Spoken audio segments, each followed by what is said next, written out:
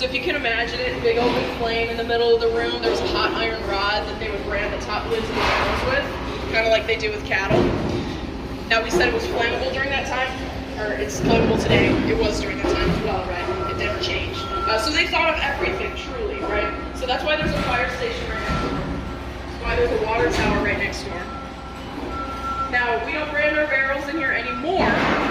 That's why the fire station is now a sandwich shop, right? Nowadays, we use this as our barrel intake. So that's what's happening over here at the moment. So all of those barrels are coming in via truck. There's around 288 barrels loaded in per truck. We get around 1,200 to 1,500 barrels in a day. We're kind of pushing that limit up to 1,800, 2,000 just with this expansion we're going through. But these barrels are coming in over here. They're loading them, or unloading them 2 at a time. And what they're going to do is they're going to inspect the barrel. They'll look at any abnormalities or defects, things like broken staves, cracked rings, anything like that. If they find that, they'll send it back to our cooperage. They're going to reject it and send it back to our cooperage. Now our cooperage is around 70 miles away. We own it. Sabrac owns it, so our barrels are all kind of made in-house. But the cooperage itself, it does everything for the barrels. So they create the barrel, they char the barrel, literally send it ready to us to fill, right? So we're getting these barrels in.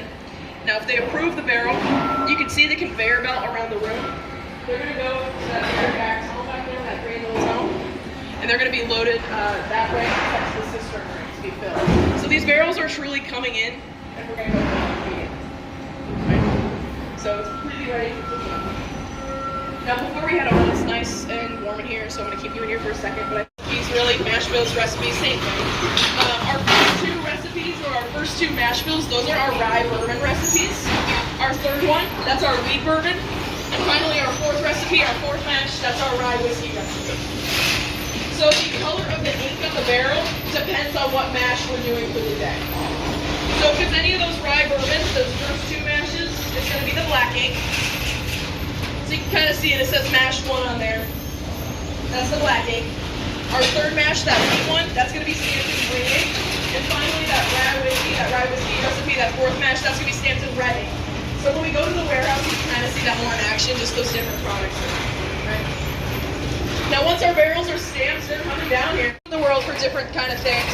So you kind of name it. Mexico for your tequila, Canada, Canadian whiskey, wineries, breweries love them, Tabasco sauce, maple syrup, honey. You actually kind of name it. It's more